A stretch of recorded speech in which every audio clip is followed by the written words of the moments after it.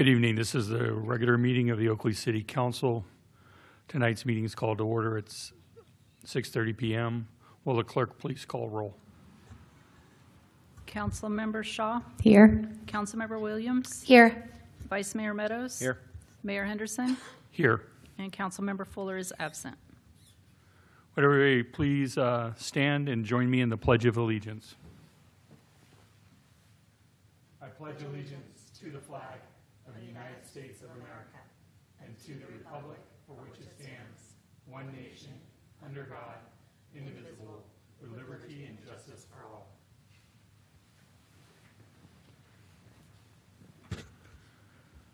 Item 1.3, recognizing Lizzie Morgan for her extraordinary bravery during a house fire. If Lizzie can meet me up front. Doesn't look like she wants to. And if I could have the clerk read the, okay.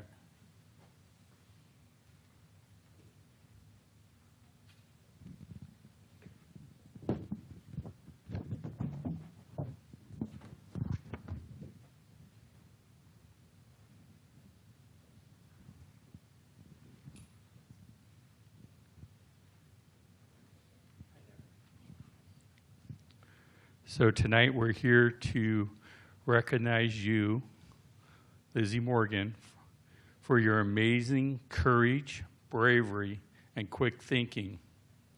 With exceptional presence of mind and selfless bravery in facing intimidating danger, you helped save lives and prevented profound tragedy. The community of Oakley is deeply grateful and inspired by your heroism. So congratulations. Can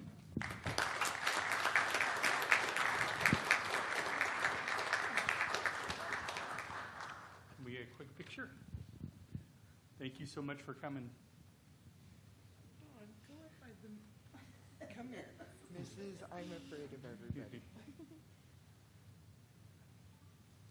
Thank you so much. Congratulations.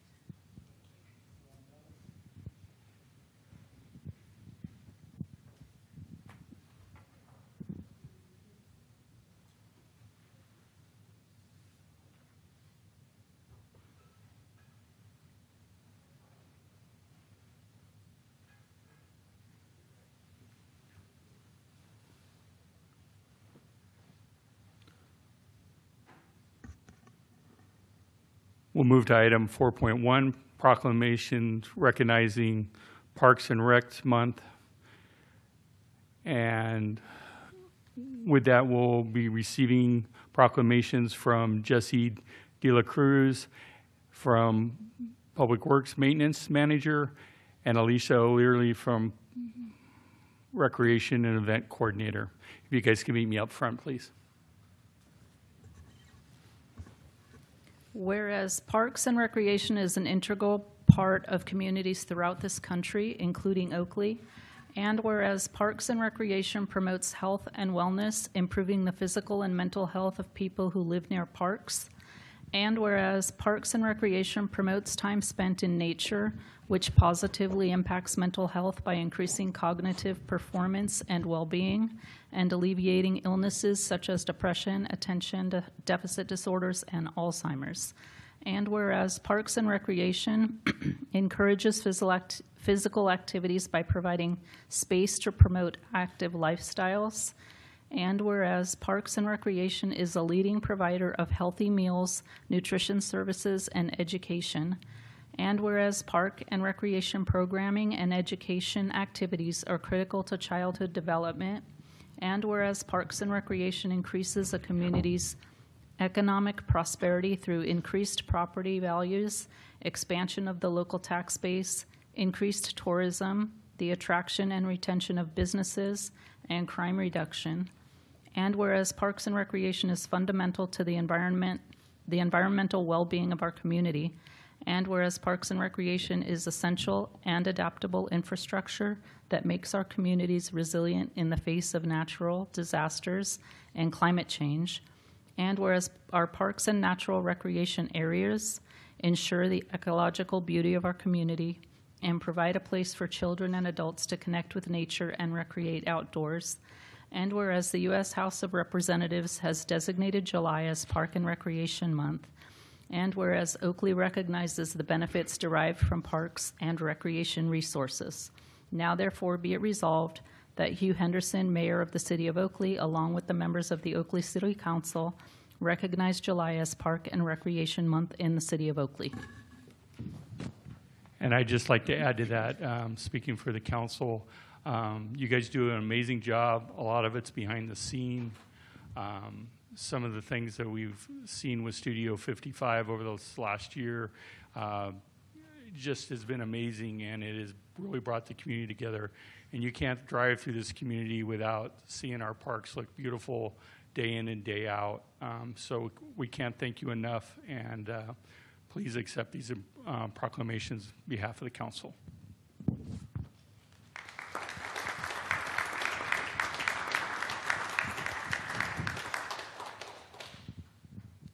Would the council like to come down and be part of this picture?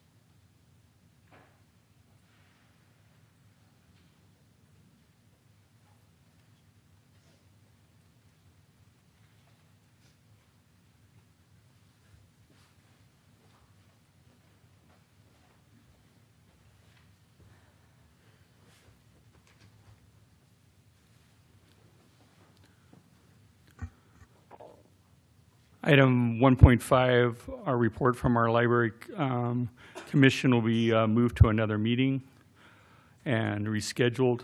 Also 1.6 will also be rescheduled for our September meeting. With that, we'll move to item 2, public comment.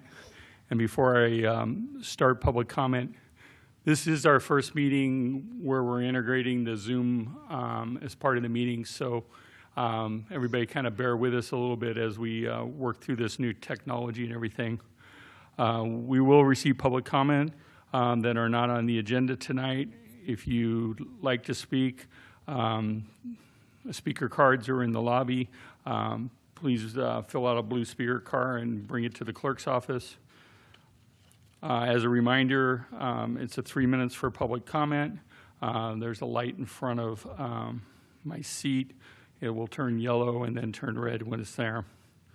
We are doing remotely, so if you'd like to speak and you're online, please raise your hand and you will be called in the order to speak.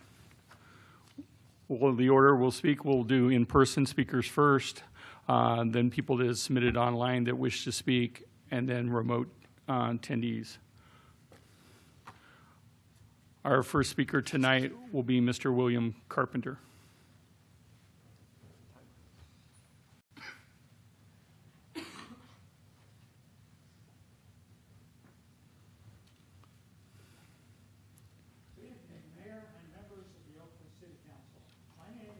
Carpenter, and I am here tonight to ask the City Council to consider establishing a dedicated senior center or senior activity center for Oakley senior residents.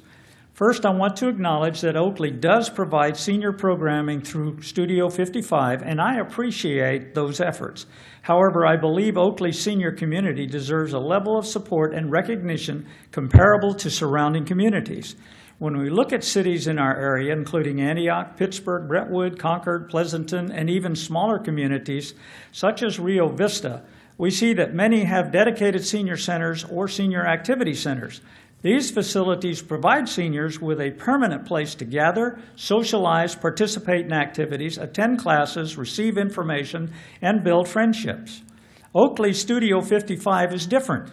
It is located with a general recreation facility rather than being a dedicated senior facility. The space is shared with other community activities, including programs for residents who are not seniors. While that space is appreciated, seniors do not have a facility recognized as their own community gathering space. Of concern are also the limited hour Studio 55 is available to seniors 9 a.m. to 2 p.m. Monday through Thursday. Compared with surrounding communities, these are among the most limited hours available to seniors. Many neighboring senior centers operate 5 days a week with longer daily hours, providing more opportunities for activities, social connection, and support. The lunch program is another example. In comparable communities, senior centers provide lunch periods of 1 to 2 hours, allowing seniors not only to eat a meal, but also to socialize and participate in the community atmosphere. Oakley's lunch period of 11:30 to noon is among the most limited. A senior center is about much more than a building. It's about preventing isolation, promoting health, creating friendships, and showing older residents that their community values them. Oakley has grown into a city of nearly 50,000 residents. As our senior population continues to grow, it is time to consider whether our current level of senior services reflects the needs of our community.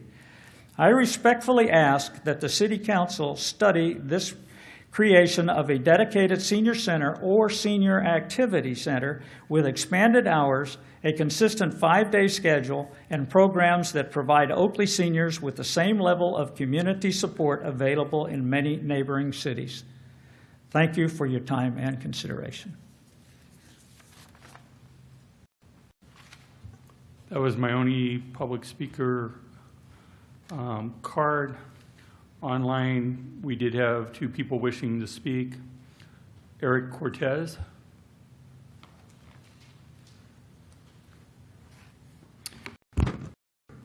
Good afternoon, everybody. My name is Eric Cortez, and for those who don't know me, I am the field representative for Assemblymember Lori Wilson, who represents the 11th District, which includes the city of Oakley. I'm here today to talk about the Assemblymember's upcoming town hall meeting that she's going to hold in this room on Friday, August 7th, which is only 3 weeks away now.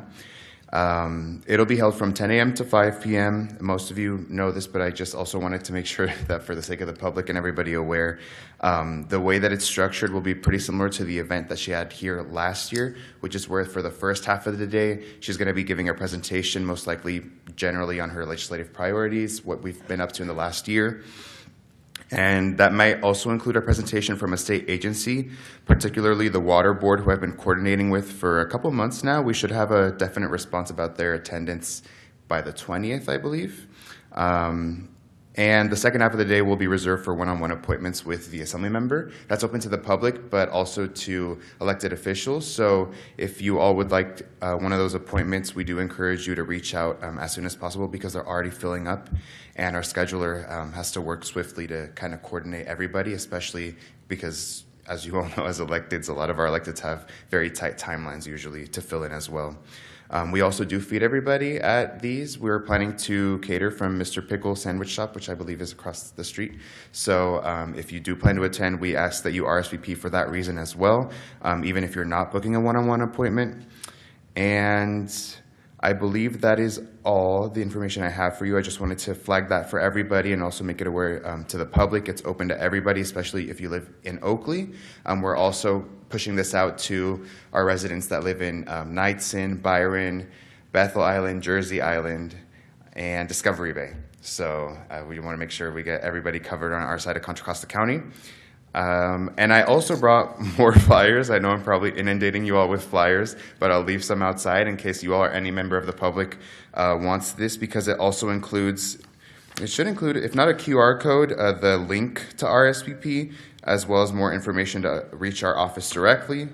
And I believe that sums up everything, but I am also happy to answer any questions that anyone may have. So thank you for your time. Our other person that submitted online wanted to speak was Kristen.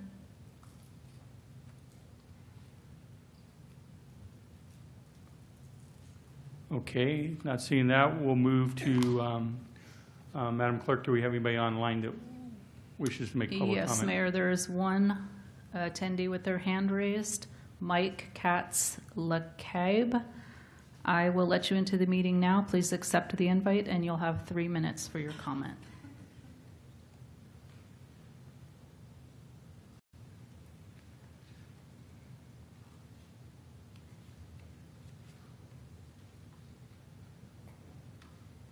Good evening, members of this honorable mayor and members of the city council. My name is Mike Katz-LeCabe, and I'm the director of research for Oakland Privacy. As a result of a recent public records request, I discovered that the Oakley Police Department is illegally sharing license plate reader data with San Diego Sector Court Patrol, a federal agency. Sharing license plate reader data with federal and out-of-state agencies became illegal back in 2016 when SB 34 was signed into law. However, so many law enforcement agencies were failing to comply with the law that the California Department of Justice issued an information bulletin in October 2023 reminding law enforcement agencies that, quote, SB 34 does not permit California law enforcement agencies to share ALPR information with private entities or out-of-state or federal agencies, including out-of-state and federal law enforcement agencies.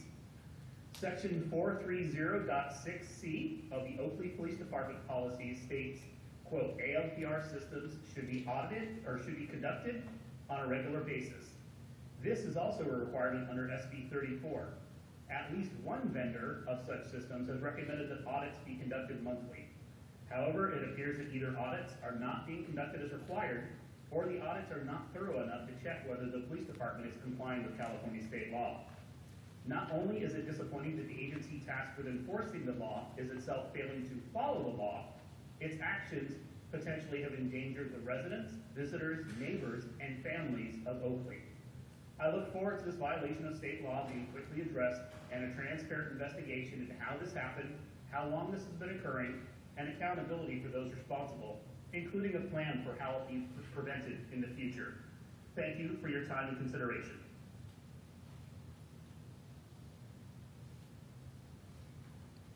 Madam Clerk, do we have any other hands up?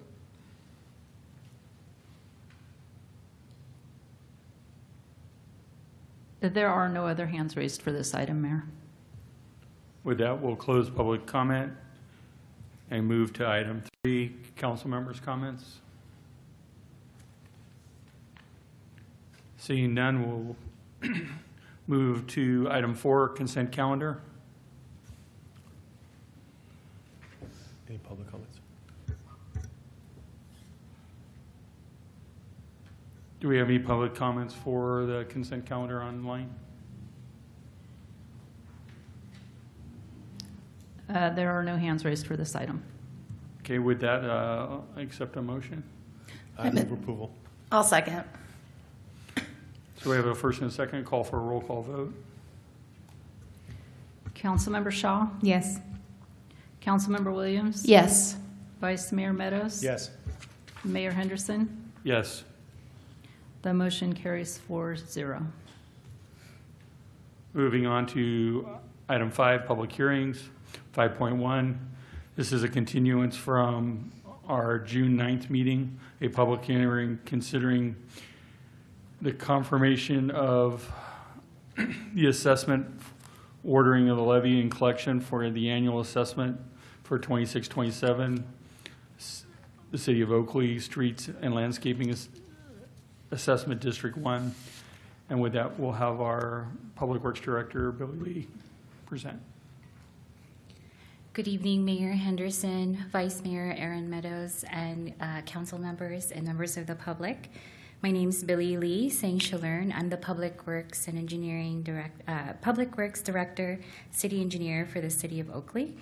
I am here tonight to present the public hearing to consider confirming the diagrams and assessments and ordering the levy and collection of the annual assessments for fiscal year 2026-27 for the City of Oakley Street Lighting and Landscaping Assessment District Number 1. The city's Street Lighting and Landscape Assessment District Number 1, otherwise known as the LLAD, or LAD for short, was formed in 2000 to fund the annual costs to operate and maintain public parks, landscaping, and street lighting benefiting properties within the district through the annual levy of assessments on property tax bills. The LAD is comprised of 3 benefit zones and encompasses approximately 80% of the city's parcels. The Landscaping and Lighting Act of 1972 requires that an annual engineer's report be prepared and approved by City Council to set assessment rates each fiscal year. For fiscal year 2026-2027, the assessment rates proposed for all benefit zones do not exceed the maximum rates set when the LAD was originally formed, or when additional territory is annexed in. The total fiscal year 2026-2027 collection of assessments is estimated to be approximately $5,294,000. City Council took the first steps in the fiscal year 2026-2027 annual approval process on May 26th with adoption of 2 resolutions, initiating proceedings and approving the preliminary engineer's report, and setting the public hearing date of June 9th, 2026. On June 9th, City Council continued the public hearing to the July 14th City Council meeting for the public hearing to be properly noticed. This evening, City staff is recommending City Council to take the final steps required in the annual approval process by conducting a public hearing, accepting public testimony, and adopting a resolution confirming the diagrams and assessments, and ordering the levy and collection of the LAD assessments for fiscal year 2026 and 2027. Following the public hearing and adoption of the resolution this evening, the LAD assessments will be submitted to the county prior to the August 10th deadline. Furthermore, an analysis to develop strategies to address the funding challenges for the LAD that have been previously presented to City Council will be conducted later this year. City staff will come back to the City Council at a later date with findings of the analysis and recommendations for consideration. I come before you tonight for the City Council to make the 7 findings listed in the resolution. Item 1, a majority protest has not been filed with the City Clerk protesting the levy and collection of assessments for fiscal year 2026-2027 for the City of Oakley Street Lighting and Assessment District Number 1. Item 2, the plans and specifications for the proposed maintenance, operation, and/or servicing as contained in the final engineer's report are hereby approved and confirmed. Item 3, the engineer's actual itemized and total costs and expenses of said maintenance, operation, and/or servicing, and of the incidental expenses in connection therewith contained in said report are approved and confirmed. Item 4, the diagrams indicating the assessment district referred to and described in the resolution number 40-26 are hereby approved and confirmed. Item 5, the proposed assessment upon the parcels of land with the proposed boundaries and the assessment district in proportion to the estimated benefits to be received from said maintenance, operation, and/or servicing, and of the incidental expenses thereof, as contained in the final engineer's report, are hereby approved and confirmed. Item 6, the engineer of work is directed to submit the final engineer's report to the county auditor for the collection and enforcement of the assessments at the same time and in the same manner as county taxes are collected for fiscal year 2026-2027. Item 7, the finance director is directed to adjust the fiscal year 2026-2027 city's budget to reflect the assessment revenues, operating expenditures shown in the engineer's report for each lighting and landscaping district fund. With that, that concludes my presentation this evening, and I'm available for any questions. Questions for staff?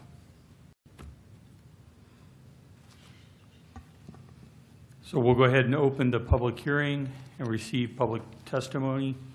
I do not have any speaker cards. Is there anybody in the facility that would like to speak on this matter? Seeing none, I do not have anybody that submitted online to us ahead of time for this item. Madam Clerk, do we have anybody online that, with their hands up to wish to assist? I see nobody with their hands up for this item, Mayor. Seeing no one wanting to speak for that, is there any property owner that wishes to turn in a written protest regarding this levy for the lighting and landscaping assessment for District 1 for 26-27? Seeing none, we'll close the public hearing.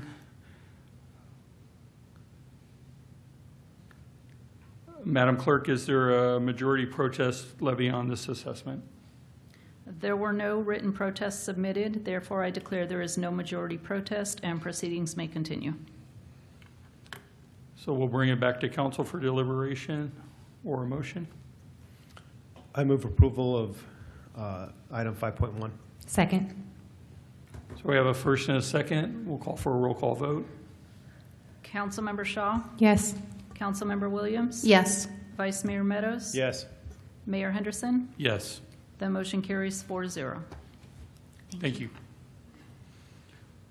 Item 6, regular calendar. 6.1, adopt a resolution authorizing the city manager to execute an agreement with Local Edition Marketing, LLC, for public art project and development. And our staff report will be from our city manager. Good evening, Mr. Mayor, Mr. Vice Mayor, members of the City Council. This item is a continuation of a discussion that we held almost a year ago to this day. At that time, we held a work session, and that work session was requested by, at the time, Councilmember Williams, and seconded by, at the time, Mayor Shaw. And we discussed public art in depth. There was a great discussion, but at the time, it was determined by the City Council that we just had too many things on our plate at the time to continue with exploring a public art program. So the request of the council was to continue the item for a year.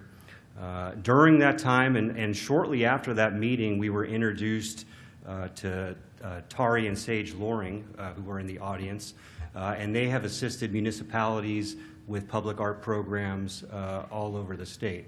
And they have quite a bit of extensive experience, especially in the Bay Area. And we started talking about how could they help the city who does not have expertise in public art, how could they help us form a pilot program that could then be brought to the City Council. So that is how we got to the point to where we are at right now. The item in front of you is a proposal from Local Edition Marketing, LLC, who does business as Local Edition Creative. The total budget would span 2 years, and it would be $100,000. So it would be $50,000 in this current fiscal year, $50,000 in 27-28. And it would essentially fall, the scope of the project would fall into like 3 buckets. So the main bucket would be sculptures in our downtown. So there would be 6 locations where Local Edition Creative would procure sculptures that would then be mounted and secured in various places in the downtown to really, enhance the civic enhancement of the city and really beautify and help beautify the city. We already have a great downtown, but it can help add to the vitality of it, and I think really something that we just don't have a lot of.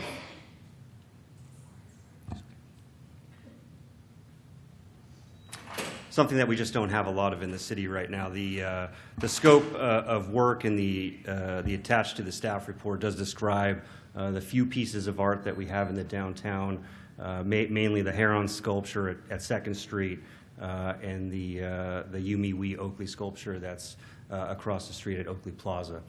So that's the first bucket, is the sculptures. The second bucket would be assisting with procuring some art for City Hall. Since we did our remodel, the lobby is quite blank and bare, and it would be a great opportunity to start with the lobby. There's also some talk in the proposal that if there's some funds remaining, we have a conference room, and obviously this room is blank as well, so we could use something to fill it. So this is definitely, a start to something, and, I think it's really to see, You know, cities do pilot programs because it allows us to see, is it something that works, and we're not investing a ton of time and resources. And if it does work, it allows us to move forward with a full program at the end of the 2 years. So it's something to start and build on, and I think it's going to be successful. The third bucket is going to be a mural, and we do not have a location for that at this time. Historically, you know, I think they'd like to work with a private building owner to see if we could get a mural. I have some thoughts on some buildings downtown here, but we also have some civic facilities that are also candidates as well. So really it falls under those three buckets. The scope of work is attached to the staff report. Before I conclude my presentation, if okay with the council, I would like to invite Tari and Sage up to the podium. They have prepared a small presentation to kind of go through who they are and what the proposal is. And with that, once they're done, we're happy to answer any questions. And of course, as mentioned in the staff report, the recommendation from staff is to authorize the city manager to execute the agreement as drafted and presented tonight. So I will conclude my portion of the presentation, and I will hand it over to Tari and Sage.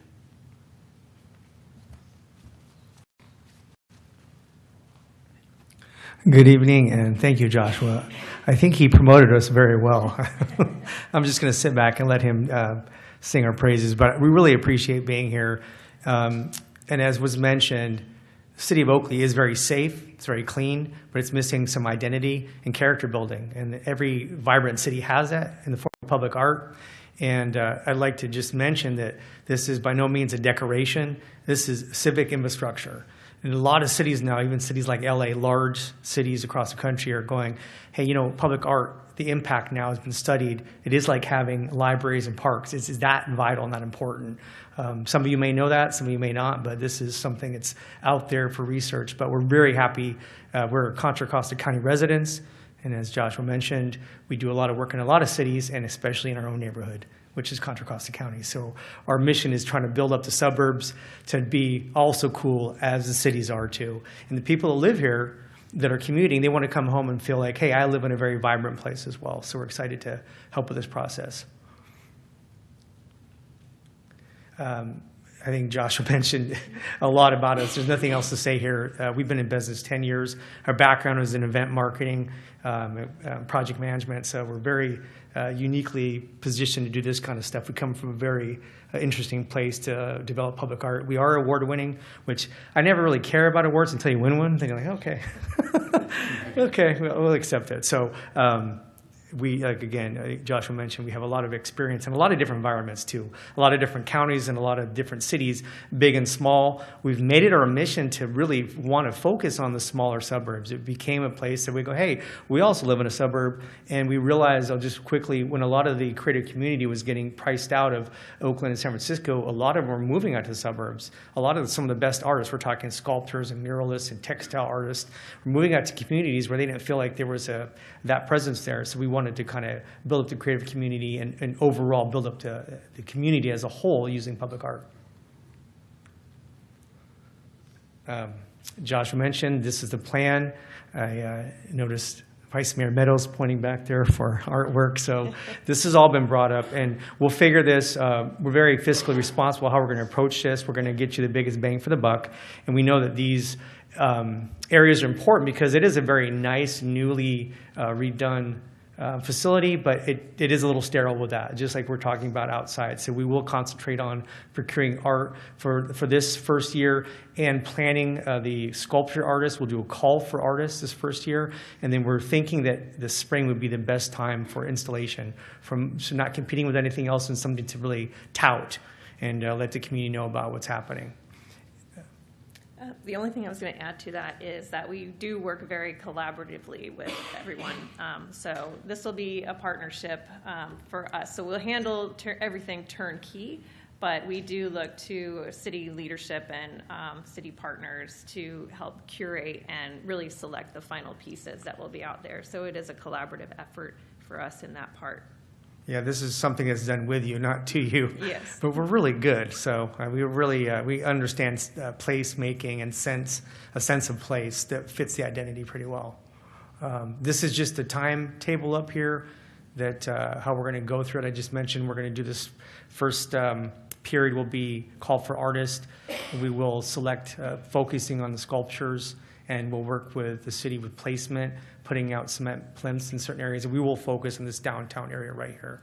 And then we'll also be looking for interior artwork. And then the second year, we'll look at the rotation for sculptures. The nice thing about this is rotational program is very successful across the country. Procuring permanent art is one important piece, but having a rotational thing is very successful. Palm Springs does it, Palm Desert, Lake Oswego, Newport Beach, on and on and on. We have a program in Mayor Island that's been going for 6 years. So the Mayor Island program, if you haven't been out there, go out there and be impressed.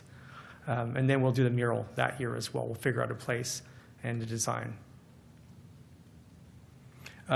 Big question that people ask. Everything we're talking about is meant to be really carefree, maintenance-free. So if we talk about a mural, it will be coated with the UV protection, anti-graffiti. In our experience, I mean, we've had very little problems with vandalism.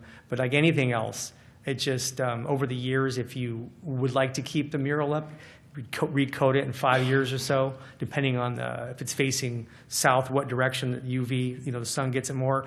So that's maintenance-free. Sculpture, the same kind of thing. We'd select things that are made for outdoor viewing. But if the Parks and Recs are out there, cobwebs or anything else, dusting, that kind of stuff, just regular maintenance. But as far as structure and the way it looks, there won't be any issue.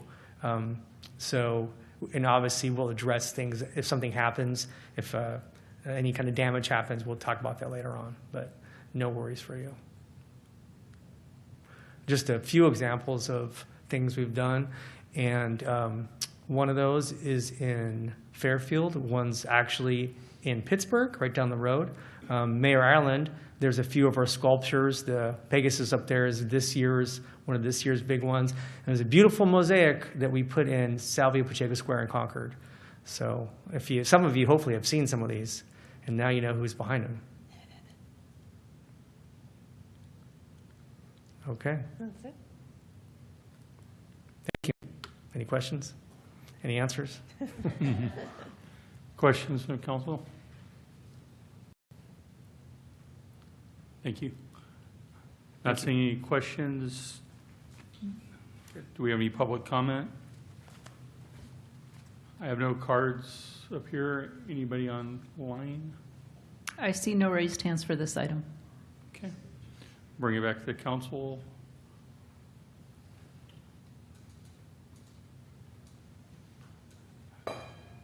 Councilmember Meadows.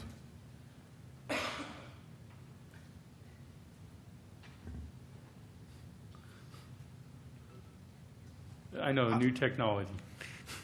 No, I'm good. I'm good with this item. I'm okay moving it forward. I mean, the walls in here do look a little blank.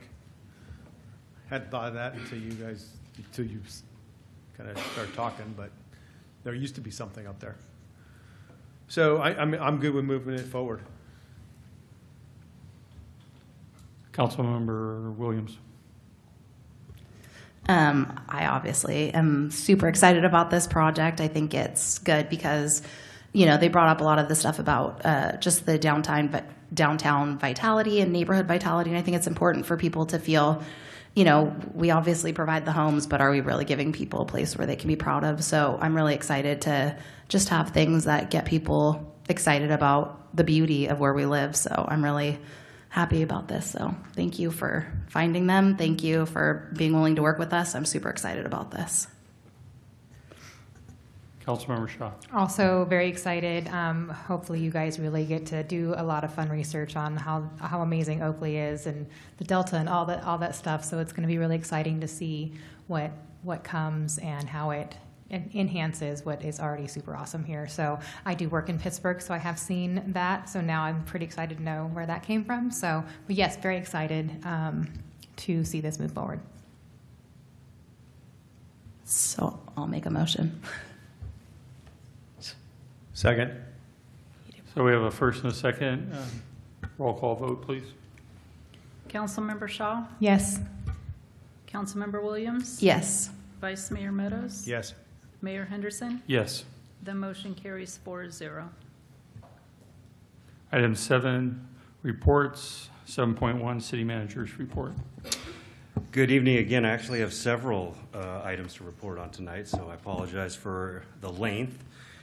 We are going to hold the joint Planning Commission City Council meeting to discuss data centers next Tuesday, the 21st at 6:30 p.m.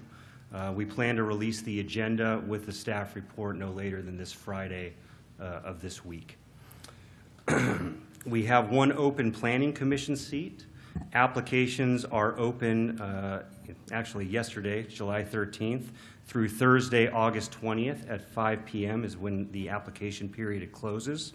The term is to complete through February 28th, 2027. And if the public wants to view the application or download it and submit one, you can visit our website and go to the news section, and you will find that as the latest news on our website. The third item is our 2026 Oakley Leadership Academy is starting back up. We host those 5 Wednesdays in a row. It's going to start August 19th and end September 16th. We do, as I said, one session per week, and each session covers a department in City Hall. So at the end of the day, participants of the Leadership Academy get to learn all about our city and our operations. And we even do 2 remote locations, one in our Public Works building and one in our police department. And then if you successfully complete all of them, you get a certificate at the next City Council meeting. So that will be a fun academy. We usually have pretty good attendance on that. Getting close to the end, but not least in any way, shape, or form, our Oakley Civic Access Portal went live today, and that's part of our EERP that we've been in the process of for the last several years, 3 years. And I'd like to acknowledge all of the staff that has worked on this. This has taken about 1.5 years to go live, so it's been quite an extensive amount of work for them on top of their daily normal job duties. So it's pretty impressive. They've been able to get to the point where we went live. We've had a few issues, but not many, and they're going to get cleaned up soon. But the Civic Access Portal really does anything for the public regarding permits, plans, and licenses, mainly through our Community Development Department and our Public Works Department. You are allowed to submit plans, apply for licenses and permits, pay online, request inspections online, follow all of the paperwork online, and even print and download your approval or your license when approved online. So it's very cool. If you go to our website at oakleyca.gov, if you scroll down to the popular resources tile and click on Oakley Civic Access Portal is live, it'll take you to that web page, and it will also, on that web page, give you access to a detailed brochure that tells you how to make an account and use the system. So very cool. And lastly, we have Movies on Main this Friday, the 17th at dusk. It is a Minecraft movie. That is what's being played. And lastly, the June business license update has been attached to the agenda. And that concludes my report. Thank you. Okay, item 7.2, council members' report. Councilmember Shaw.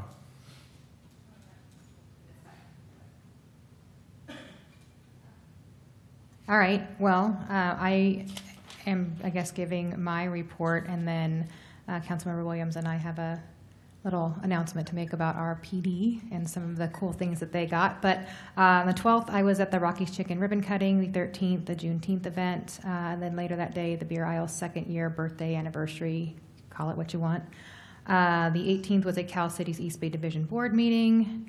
We had a Tri-Delta Transit Board meeting, and I was nominated to be this upcoming year's vice chair. I went to the City Pack Cornhole Tournament for Cal Cities. We had our Summer Fest, which was awesome, and the weather was phenomenal. The Hometown Hero event, which I was speaking about, I'm going to let Councilmember Williams talk a little bit more about that. And I went to the new officer swear-in yesterday. Councilmember Williams.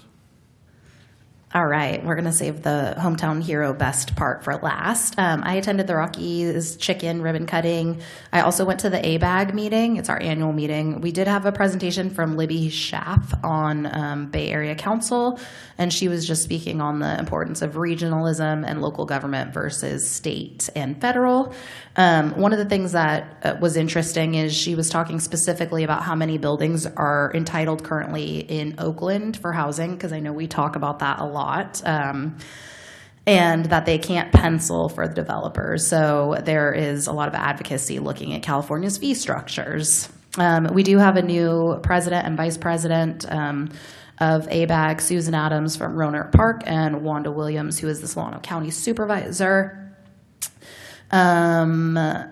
They are still running liability. They do not have a balanced budget, but that's been an ongoing issue. We also got Arena Cycle 7 preview, and a couple things that are pertinent for us is that the mix that we had in the last housing cycle, the percentage is going to be carried over. So I know there were some issues with cities and counties having fair transparency to that, but they did let us know that it's going to be the same. We are going to get to look at it a year earlier, though. So, but we also have to include 2 new categories. So, I don't know. It might be just a wash. Okay. So I also went to Tri-Delta Transit, and we do have a new service provider. So you may notice just some changes, but it's basically who operates our buses. It's a new service contract. We got an update from Glideways. The project right now is searching for funding. Still a lot of unknowns, especially pending the BART funding measures. Last time I talked about the JLAC audit. That was brought forward by a senator, mostly because I think she thought there was a lot of funding misappropriation. But the audit showed that the agencies, the most important thing was that agencies do not have the means to overcome structural deficits with BART fees where they are.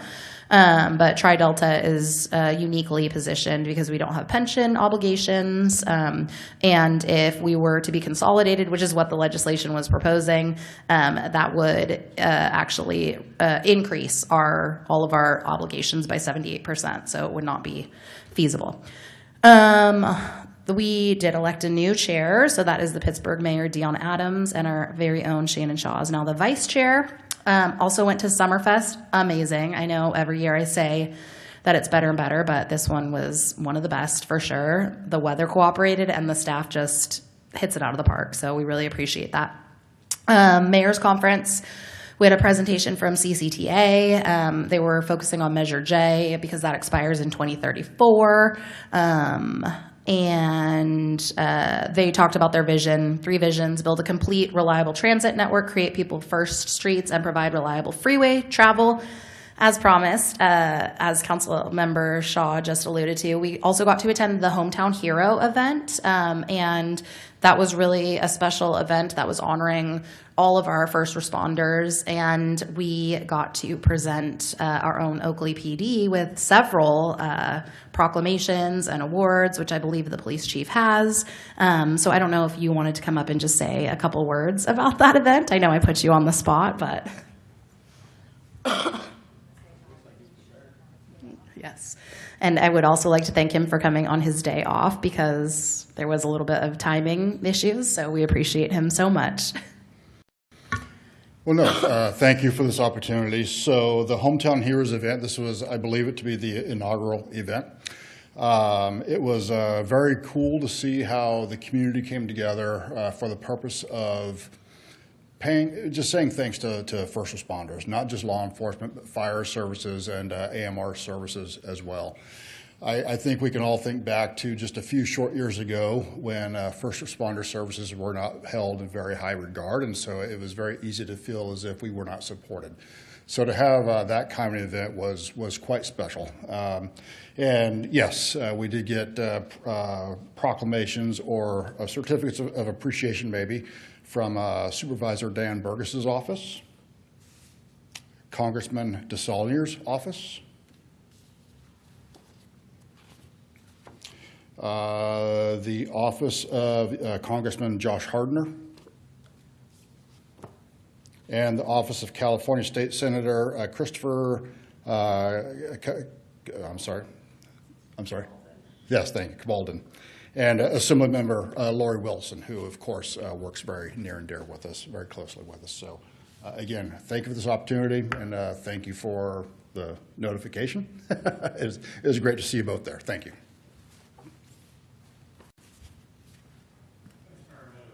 Vice Mayor Meadows. Since our last meeting, I've attended MCA board meeting, CCTA board meeting, which we'll also have one tomorrow. We'll have two meetings. One will be discussing the expenditure plan that will be coming up to hopefully replace Measure J. I attended Summerfest, Juneteenth, and CCTA Planning Committee meeting, and then swearing in yesterday of our newest officer. So. And since our last meeting, I want to jump on the bandwagon about Summerfest. Staff did an amazing job. It was a great family event. There were a lot of families out there just really enjoying the city, and there were folks coming from out of the area that hadn't been to Oakley before, and they were very impressed with the way everything went. And then I also attended Friday Night Bites, which was on the 3rd, and still had a good turnout, even though it was kind of a holiday weekend. With that, we'll move to 7.2.B. Is there any request for further agenda items? Councilmember, Vice Mayor Meadows. So with us going to the meetings having to be online, I would like to look at our public comments. We run public comments at the beginning of the meeting, which I'm fine with. I was talking to a city council member in a city in Central County. They have their public comments in the beginning with a limited time, and then if they go over that time period, they will continue at the end of the meeting so that they can get the business of that's on the agenda done. So I would like to have that discussion. I support that. Antioch does the same thing. So I didn't know that. It was Concord. So thank you. Any further? If not, we'll move to 8.1, work session. Objective design standards work session, and that'll be led by our associate planner, Evan Gordon. Thank you, Council. I appreciate it. Tonight we have a work session, like you mentioned, on objective design standards. We'll start with some background. Design guidelines are the city's adopted direction for what quality development should look like in Oakley. They apply to all types of development: single family, multifamily, commercial, industrial. Tonight we're looking at residential exclusively. These standards can cover the amount of open space in its design, small architectural details such as window trim, to more impactful standards around building massing and how large buildings are around neighborhoods. They help decision makers, applicants, and the public evaluate whether a project fits the community's character and expectations for site planning, building design, landscaping, streetscape, and compatibility with our existing neighborhoods. Over the last decade, the California legislature has passed a series of laws intended to streamline housing production by requiring certain types of projects to be reviewed solely against objective standards. At the same time, cities have been required to amend their zoning maps to accommodate additional housing, and so this has pushed cities to adopt objective design standards so that they can effectively regulate this new housing that we've had to zone for. Let's cover what ODS are. Ideally, objective design standards are design requirements that are clear, measurable, knowable in advance, and applied the same way to all qualifying projects. Here's an example. A regulation we have right now says when you're proposing new housing, you should emphasize home entries to reinforce pedestrian orientation and country warmth of the community, usable front porches and wide entry stairs, which are permitted to protrude into setbacks, can personalize the streetscape. A lot of this are suggestions.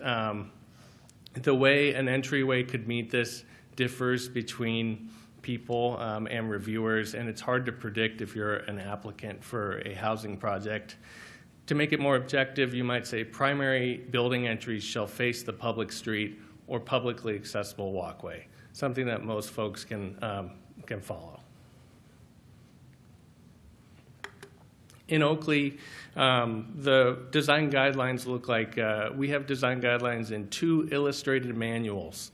The residential design guidelines approved in 2003, and then there are design guidelines in our downtown specific plan.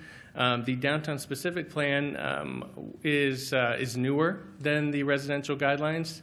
We reviewed it. It has many objective standards in it, and so we don't feel it needs an update right now.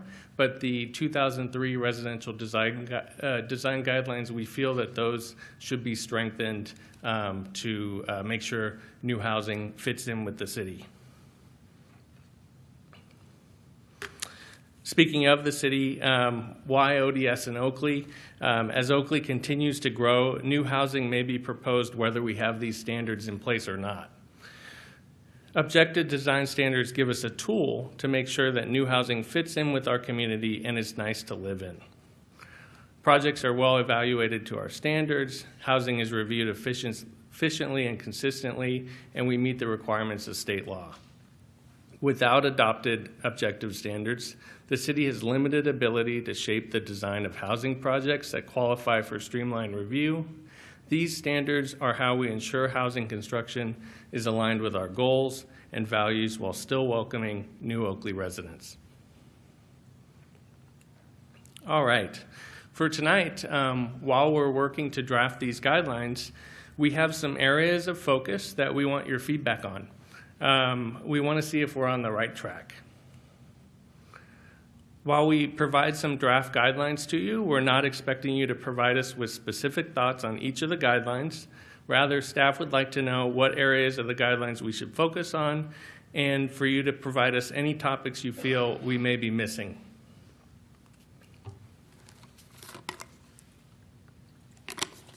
All right, here's one that took some explaining to my colleagues.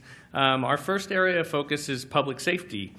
Our team already routes projects to our public safety partners, and we require projects to address their feedback, such as fire code requirements. But some of our staff have been at public meetings in other cities for these new streamlined projects, and the community, we've seen them voice in those communities that they want public safety explicitly mentioned in these guidelines. We'd like to highlight those in our documentation so it's clear and upfront and reflects our city's values explicitly. We want our residents safe. We already work to make that happen, but we'd like to write that into these guidelines as well. At the permit counter, you'd be surprised we get folks who start with a blank slate when they come and talk with us.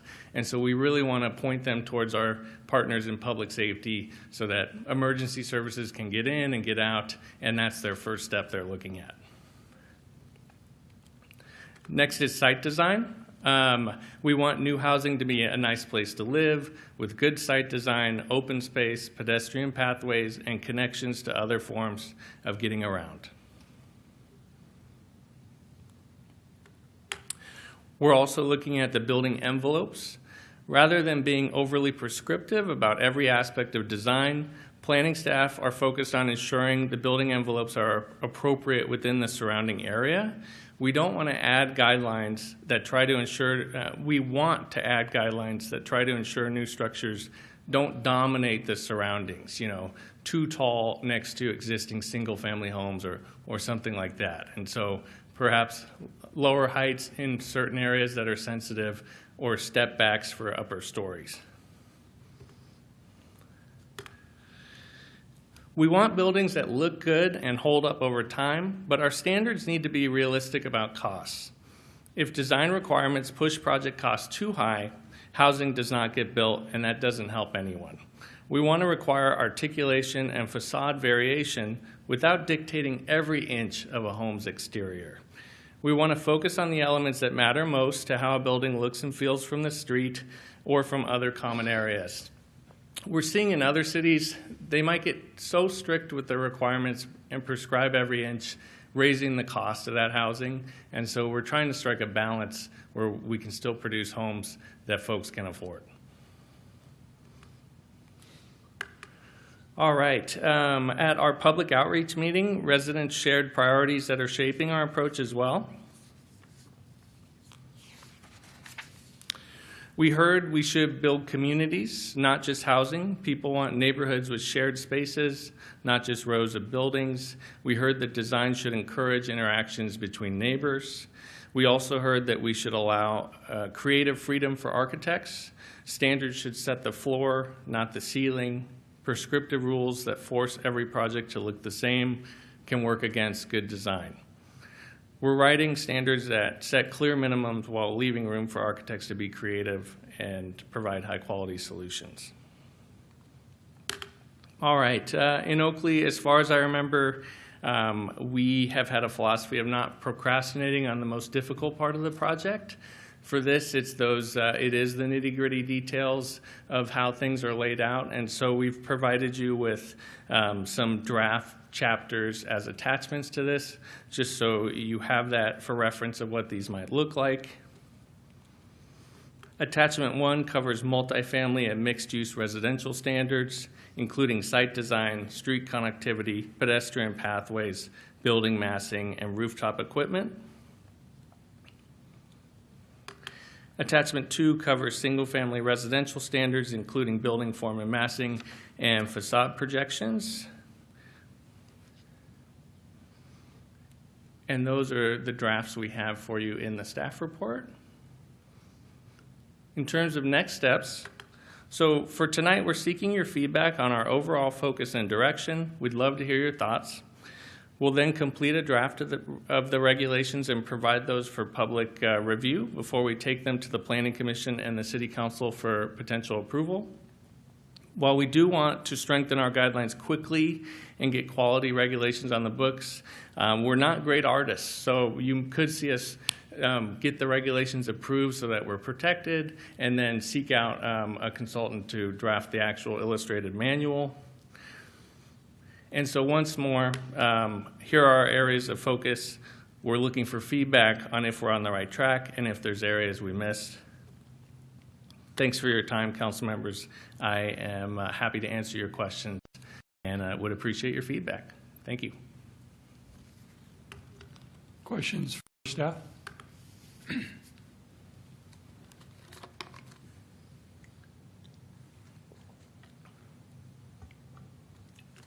We don't have any questions for right now. Do we have any public comment on this? There is nobody online wishing to speak. Okay. And I'll bring it back to the council for feedback for staff. Vice Mayor Meadows. My comments, as we move forward, I would like to see like picture books so that it's easier for us to follow along in what you're trying to describe in words. So if you got examples, that would be great. I mean, reading through what was presented in the staff report and the agenda, I mean, I understood a lot of it, but it would be nice to see examples so that just makes it a lot easier.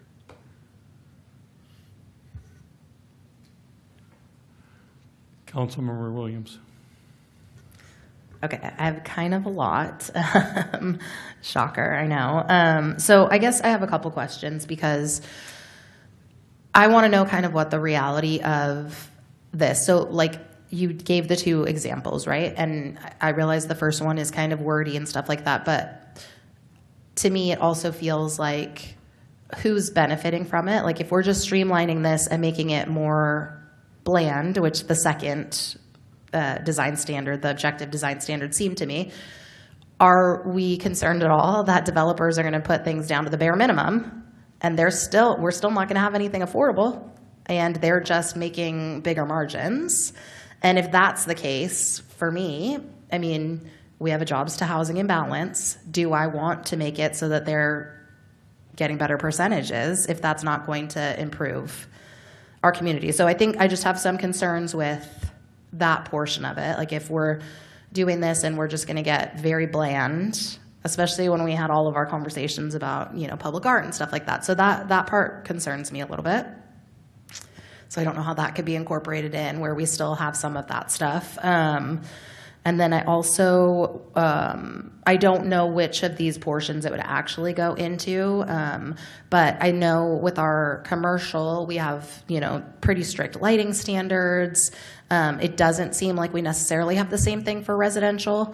I don't think it's necessarily an issue when development is happening, but I think we need to consider that as we're putting it in so that lighting is also not impacting existing neighbors, neighborhoods. And then I also have a whole thing about trees, a lot about trees. And so I think, you know, the list of trees that we have, we're now down to 1 native tree. I think we had 6. And as you all heard me lose my mind coughing today, I have horrendous allergies, and I've done a ton of research, and it's because we don't plant enough female trees. So while I know we're focusing on the residential, and I realize, you know, where the impacts of female trees happen, I think we need to really update all of our design guidelines. I think this was like an agenda item, a future request that we had sort of asked for as well too. So I would love to see with all of this, if we can start talking about some of the, you know, incorporating natives and figuring out places in neighborhoods where we can have some of a mix of female species so that everybody's allergies are not as out of control. And I have a whole paper presentation if you would like that, but I won't go into that. Councilmember Shaw. Funny enough, I'm going to talk about trees as well.